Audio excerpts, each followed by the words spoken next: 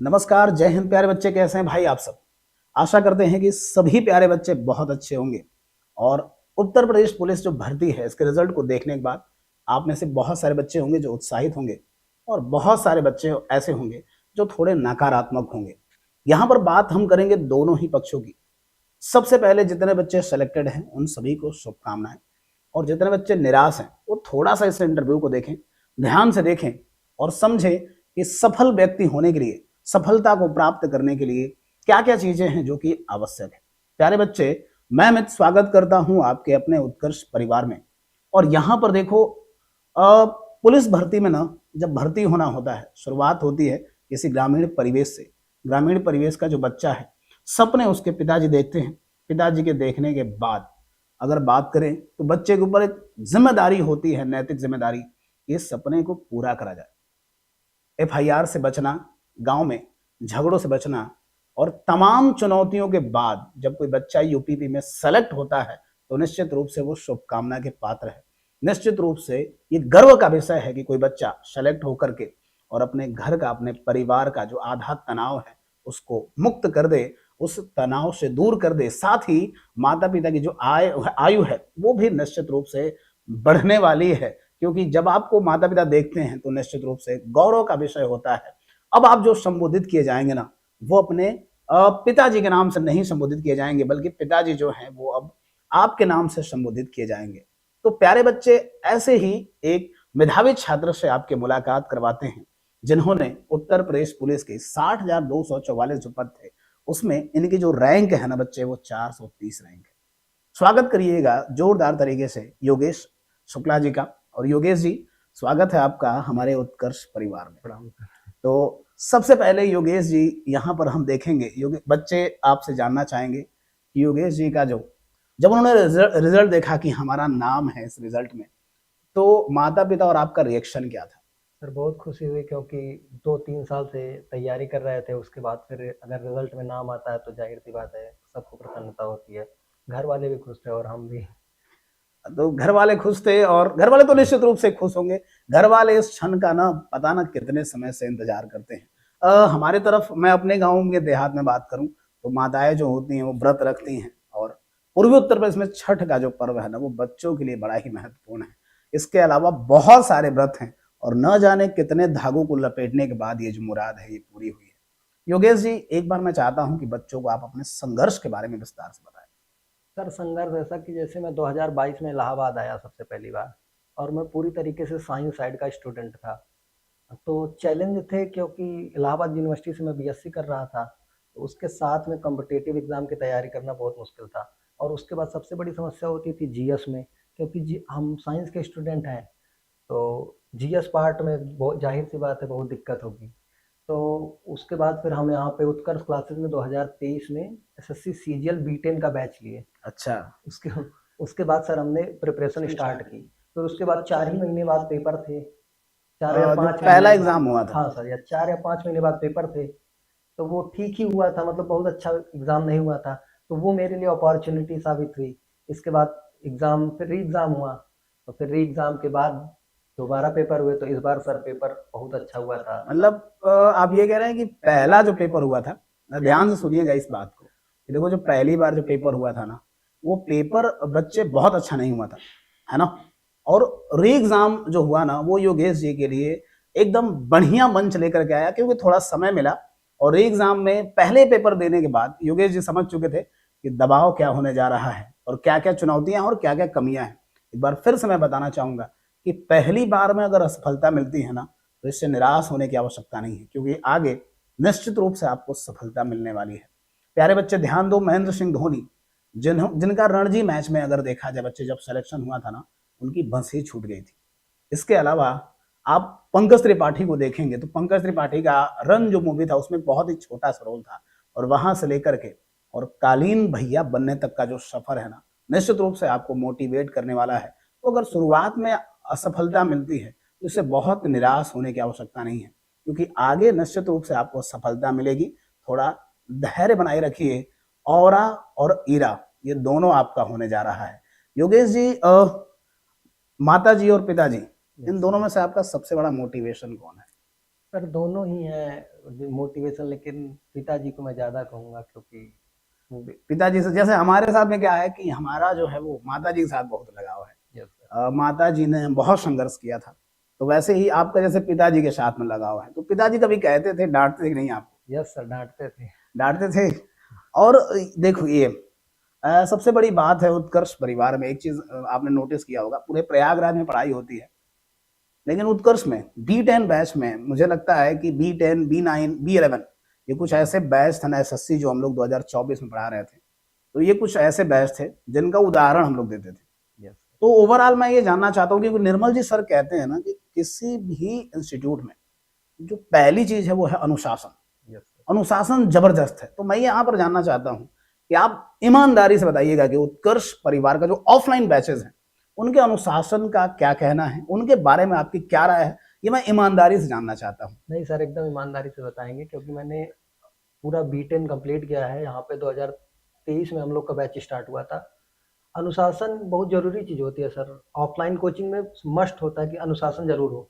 बाकी हमारे हिसाब से अभी तक मतलब मैं एक और ऑफलाइन कोचिंग कर चुका हूँ, वहाँ के रिस्पेक्ट में बता सकता हूँ बहुत ज़्यादा अनुशासन है। बाकी सबसे अच्छी चीज़ होती है शेड्यूल्ड है, पहले से पता रहेगा आपको कि कौन सी क्लासेस होने वाली हैं, उसके लिए आप एक दिन पहले से प्रिपेयर रहिए। और उसके बाद भी क्लास में भी पीछे एक सपोर्ट स्टाफ बैठा रहता है, क्योंकि मतलब आपको कोई आवश्यकता हो या कोई वो हो तो आप एक्सपेक्ट करें, किसी प्रकार मतलब की शिकायत हो, कोई आवश्यकता हो, तो इसके लिए हाँ यस क्लास सर। असिस्टेंट आपको उपलब्ध मिलेगा क्लासरूम में ही। Yes sir. इसके अलावा आपने देखा होगा कि अगर हमारी क्लास 9-10 पे है ना, तो मुझे लगता है कि अपने जो अध्यापक हैं हाँ अधिकतम 9-12 तक तो पहुंच ही यस जाते सर। हैं यस क्लास में, सर। ये हाँ चीज आपने देखा होगा। हाँ सर। दूसरा एक चीज मैं यहाँ पर जानना चाहता हूँ कि हमने भी GS बहुत पढ़ाया था, हालांकि UPG के एग्जाम में तो नहीं आया था, लेकिन इसके अलावा भी हमने बहुत सारी यस सर। क्वेश्चन कराए, सुबह वाली भी क्लास कराई थी, तो उसका कुछ बेनिफिट मिला था कि नहीं एग्जाम यस में? सर, क्योंकि जीएस का जैसे सिलेक्शन तो आपका जीएस रैंक जीएस लाता है। सिलेक्शन आपके सब्जेक्ट लाएंगे लेकिन रैंक जीएस ही लाता है। तो जीएस में सर ऐसा योगदान रहा आपका कि आप जैसे क्वेश्चन कराते थे, टॉप 100 क्वेश्चन हिस्ट्री के, टॉप 100 क्वेश्चन फिजिक्स के, साइंस के, या उसके बाद भी जियोग्राफी के। तो उससे ऐसा होता है कि आप पढ़े रहेंगे अगर आप, तो आपका पूरा रिवीजन हो जाएगा। 100 क्वेश्चन आप 2 घंटे की क्लास करिए, आपका पूरा रिवीजन हो जाएगा उससे। तो इससे सर आपसे पढ़ने का बहुत फायदा हुआ है। एक मैं देखता हूँ योगेश जी कि कई बार क्या होता है कि कोई एक घटना होती है जो आपके जीवन में बदलाव लेके आती है, जैसे किसी से कोई बोल दिया कि ये जो है इनसे नहीं हो पाएगा, यस सर। तो अगर अगले को बात बुरा लग गई ना, तो मेहनत करता रहेगा और फिर आगे चल करके हो सकता है कि आप उसको देखेंगे कि जो लोग कह रहे थे कि ये नहीं कर सकते हैं, आगे चल के आपको दिखाई देगा कि वो व्यक्ति ना ये चीज कर ले रहा है। तो ऐसी कोई घटना मैं आपसे जानना चाहता हूँ कि ऐसा कोई मोटिवेशन आपके जीवन में था कि नहीं? यस सर, 2023 एसएससी जीडी में मेरा सिलेक्शन नहीं हुआ था। मतलब मेरा सिलेक्शन हुआ, मैंने पेपर पास किया, फिर फिजिकल पास किया, फिर मेडिकल पास किया। तो जैसा होता नहीं है कि माहौल बन जाता है कि हो गया, इनका सिलेक्शन हो गया अरे है। गांव में तो और हाँ सर। भौकालबाजी बहुत ज्यादा है कि पहले से ही पता है भाई हो गया है, और नहीं होने के बाद जो बता रहे थे ना कि जैसे हो फिर गया है, हाँ वही ना फिर कि वही मजा लेते हैं। हाँ वही फाइनल मेरिट से फिर बाहर हो गए, तो वही है कि सब लोग मजा ले रहे थे कि ऐसे भौकाल मार रहे थे कि इनका हो गया है। और इसीलिए तो था मन में कि अब कोई ना कोई पूरा फाइनल सिलेक्शन लेना ही लेना है। तो देख रहे हैं बच्चे, मैंने बताया ना कि असफलता जो है ना वो आपको पहुंचाएगी सफलता तक, तो इसके लिए तैयार रहना है। बहुत सारे बच्चे डरते हैं कि पता ना सफल होंगे कि नहीं होंगे। कई सारे बच्चों को तो मैं अपने ऑफलाइन में भी देखता हूँ, टेस्ट से ही भाग जाते हैं। मैदान छोड़कर जो भागे हुए योद्धा है ना, बहुत लंबा नहीं चल पाएंगे, इसको ध्यान रखना सर हाँ है ना। वही उत्कर्ष के बारे में एक चीज और कहना है कि सर जैसे जो हफ्ते भर के लास्ट में टेस्ट होता है, कितना बढ़िया सिस्टम है। हफ्ते भर आप पढ़िए, उसके बाद आप टेस्ट दीजिए कि शनिवार को आप टेस्ट दीजिए कि हफ्ते भर में आपने कितना पढ़ा है। उसके बाद सबसे बेनिफिट तब होता है जब महीने के लास्ट में टेस्ट होता है, तो उससे आपको पूरा जितना महीने में पढ़ाया गया है उससे उसमें रिवीजन हो जाता है। उसके बाद भी आप सीबीटी टेस्ट दीजिए, तो ये सब बहुत बेनिफिट होता है इसका। CBT टेस्ट की भी सुविधा अपने यहाँ उपलब्ध है, और मुझे लगता है प्रयागराज की एकमात्र कोचिंग है यस सर। जहाँ पर CBT लैब हमारे बने हुए हैं। शेड्यूल टाइम है आपके यस पास में, शेड्यूल टाइम होता है कि आप इस समय जाइए और इस चीज़ को ऐसे करिए। तो ये बच्चे जो देख रहे हैं भाई, CBT लैब भी आपको ध्यान रखना है कि CBT लैब की अपने आप बहुत ज़बरदस्त व्यवस्था है। मुझे लगता है कि कई बार इस अपने इंस्टीट्यूट के बारे में ये कहा जाता है कि उत्कर्ष जो है वो संस्था पैसा बहुत लेती है ऑफलाइन में, पर मुझे लगता है कि अगर कोई बच्चा ईमानदारी से पढ़े और हमारे सुविधाओं को देखे, तो हमें लगता है कि पूरा पैसा वसूल है और आपको यहाँ बहुत अच्छे संस्कार यस सर, मिलेंगे। और क्या उसके बाद सबसे बड़ी चीज़ है ना कि पैसा ही क्या होता है, मतलब आगे देखिए उसके बाद हम लोग को स्टडी मटेरियल मिल रहा था, अनुशासित कक्षाएँ मिल रही थी, मतलब फिक्स था कि इतनी ही क्लास चलेगी मैथ की। मतलब पहले से बता दिया जाए कि 90 क्लास में आपका मैथ कंप्लीट होगा, तो एडवांस में तो 90 ही क्लास में होगा। 1 क्लास 2 क्लास एक्स्ट्रा हो जाती है, बाकी संडे को आप एक्स्ट्रा क्लास लेते ही हैं। और उसके बाद सीबीटी लैब टेस्ट आइए दीजिए, और ऑफलाइन में भी टेस्ट होता है। और सबसे अच्छी चीज़ ये है कि टेस्ट होता है तो उसके 15-20 मिनट बाद रिजल्ट आ जाता है। अच्छी चीज़ ये है। इसके अलावा मैं जानना चाहूँगा कुछ यहाँ पर आपके पिताजी के बारे में, अपने पिताजी के बारे में थोड़ा-सा बच्चों को और बताइए। बहुत सारे बच्चे ऐसे होते हैं जो ग्रामीण क्षेत्रों से आते हैं, जिनके यहाँ बहुत सारी चीज़ों का अभाव है। लेकिन मेरा ये मानना रहा है, शुरू से ही ये अभाव का सबसे ज़्यादा प्रभाव होता है। तो हम लोग जब बैठते हैं ना, जैसे एक लाइन मैंने देखा था कि जो है सब पिता से प्यार करते हैं, लेकिन फिर उसको रिवर्स करते हैं ना, तो ये देखते हैं कि पिताजी सबसे प्यार करते हैं। तो इसी तरीके से मैं जानना चाहूंगा कि भाई पिताजी का क्या योगदान रहा और उन बच्चों के लिए जो वास्तव में अभाव से, क्योंकि आप बता रहे थे कि आपके पिताजी भी ग्रामीण क्षेत्र से आते हैं, ग्रामीण परिवेश से आते हैं, पूरा एनवायरमेंट ही ग्रामीण परिवेश का है, और हमारे साथ में जो बड़ी ऑडियंस है ना ऑनलाइन में, वो ग्रामीण परिवेश से ही आती है। आप तो हमारे ऑफलाइन स्टूडेंट हैं, पर परिवेश कहीं ना कहीं सेम ही है। तो एक तो पिताजी के बारे में थोड़ा सा बताइए, है ना। सर पिताजी का बहुत बड़ा योगदान है। जैसे कभी उन्होंने हमें ये नहीं कहा, फोर्स नहीं किया कि आप बहुत ज़्यादा पढ़िए या कम पढ़िए। वो खुद ही कहते हैं कि तुम जो करोगे अपने लिए अच्छा ही करोगे, मतलब आप पढ़ते रहिए लगातार कंटिन्यूटी। कभी स्ट्रेस नहीं दिया कि कोई इसी एग्ज़ाम को फ़ोकस करो और इसको निकालो ही। ऐसा नहीं है कि मतलब बोलते हैं मेहनत करो, उसके बाद फिर आगे जो होगा रिज़ल्ट आएगा। तो आगे जो होगा रिजल्ट आएगा। और हमारे पिताजी देखो, कई सारे बच्चे ऐसे हैं जिनके पिताजी अक्सर डांटते रहते हैं, तो हाँ, उनको लगता है ना कि पिताजी हमारे डांटते ही रहते हैं, पर ऐसा है नहीं, है ना। पिताजी बड़ी ईमानदारी से आपको देख रहे होते हैं, तो वो चाहते हैं कि हमारा जो बच्चा हो और बेहतर करे और सारी चीज़ों को इम्प्रूव करता रहे। तो यहाँ पर एक दो चीज़ें और मैं जानना चाहूँगा कि आपकी तैयारी की जो स्ट्रैटेजी थी, कि किस तरीके से हम अपनी तैयारी को बेहतर बनाएं, कोई शेड्यूल टाइम फिक्स किया था आपने, और कैसे पढ़ते थे। सर शेड्यूल टाइम फिक्स नहीं था, लेकिन ये था कि जैसे टारगेट बनाते थे रात में कि कल ये कंप्लीट करने हैं, ये टॉपिक मैथ्स में ये पढ़ना है, 50 क्वेश्चन लगाने हैं, जीएस में ये टॉपिक पढ़ना है और ये टॉपिक रिवीजन करना है। सर मेरा मेन ये था कि मैं 5 ही दिन, मतलब 5 दिन प्रॉपर, जैसे मान लीजिए हमें क्लास करनी है, 5 दिन प्रॉपर क्लास करता था। बाकी मुझे मुझे 2 दिन रिवीजन करता था, मतलब पूरा जितना पढ़ा है हफ्ते भर में, मैथ में, रीजनिंग में, हिंदी में, जीएस में, रीजनिंग, इंग्लिश में, तो जो पढ़ा है उसको पूरा रिवीजन करता था 2 दिन में। ये खास करके सर जीएस के लिए बड़ी बेनिफिट होती है ये, मतलब रिवीजन जरूरी होता है कि आप पढ़ते जाइए बोलते जाइए, वो थोड़ा गड़बड़ है। तो पढ़िए उसके बाद उसका भी रिवीजन भी करते चलिए साथ साथ में। इंग्लिश कुछ बच्चे सुन रहे होंगे तो उनको ऐसा लग रहा होगा कि इंग्लिश तो यूपी पुलिस में आता नहीं। मैं पहले बता चुका हूँ इंटरव्यू के शुरुआत में ही कि प्यारे बच्चे, ये हमारे ऑफलाइन में एसएससी के छात्र हैं जिनका सिलेक्शन यूपीपी में हुआ है। तो इन्होंने इंग्लिश तो पढ़ाई है ऑफलाइन में, इसके अलावा हिंदी इन्होंने अलग से अपने यहाँ पढ़ा है। तो हमारे यहाँ हिंदी उस समय अगर बात करें तो शुक्ला सर पढ़ाते थे, हाँ इसके सर, अलावा एडवांस मैथ में आशुतोष सर थे, आशुतोष सर पढ़ा। और इसके अलावा आपके यहाँ मैथ जो पढ़ाते थे धनंजय जी सर थे। Yes sir. तो धनंजय जी सर का भी प्रॉपर गाइडेंस आपने देखा होगा, यस सर। और आशुतोष सर भी लगातार बच्चों को मोटिवेट करते रहते हैं। तो ओवरऑल अगर देखा जाए उत्कर्ष का जो एनवायरनमेंट है, कोशिश ये रहती है कि आपको बेहतर हम लोग सारी चीजें उपलब्ध कराएं, है ना। उन बच्चों के लिए जो बच्चे सफल नहीं हुए, कोई बढ़िया राय दीजिए, क्योंकि अभी आने वाले समय में यूपीपी की 40,000 भर्तियां हैं हाँ सर।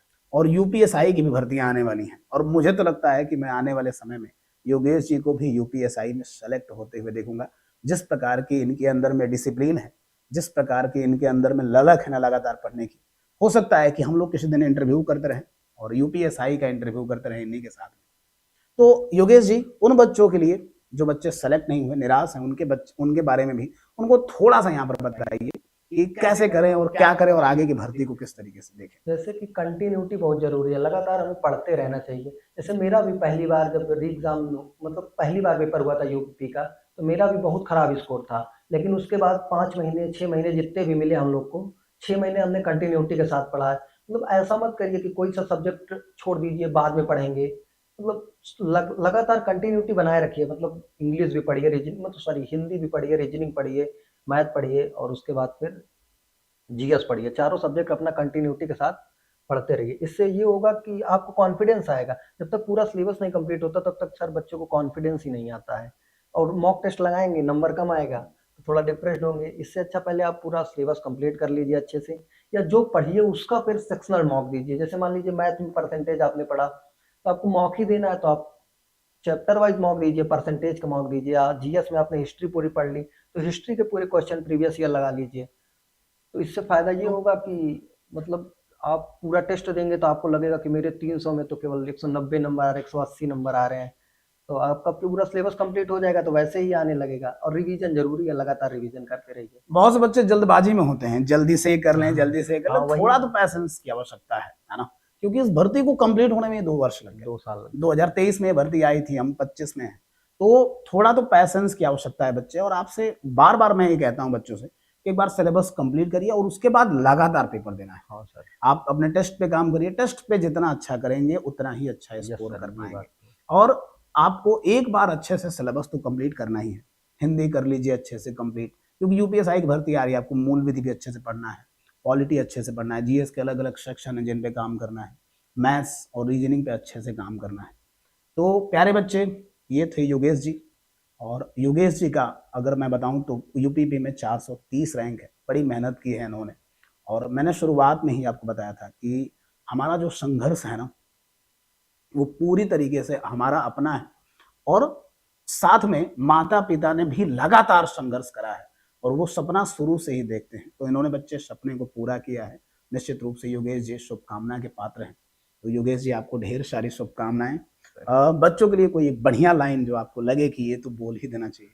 सर जैसे रामचरितमानस में तुलसीदास जी ने लिखा है, कर्म प्रधान विश्व रचि राखा, जो जस करे सो तस फल चाखा। तो इसी पे वर्क करते रहिए लगातार। काम करते रहिए भाई, है ना, ईमानदारी से काम करते रहिए। और मुझे लगता है कि अगला इंटरव्यू आपका ही होगा। तो जितने बच्चे जो सफल नहीं हैं, उनसे मैं एक बार फिर से कहूंगा कि अभी बहुत सारी भर्तियां आने वाली हैं। लगातार काम करते रहिए, ईमानदारी से लगे रहिए, और हमारे साथ में भी अगर आपको चाहे जहां अच्छा प्लेटफॉर्म लगे वहां पर काम करिए, पर ईमानदारी से काम करिए, मेहनत से पढ़िए। अगर हमारे साथ में है तो उत्कर्ष परिवार भी कोशिश करेगा कि आपको लगातार बेहतर कंटेंट दे, क्योंकि आप मुझे तो कम से कम, हमें लगता है कम से कम 2 साल से जानते होंगे।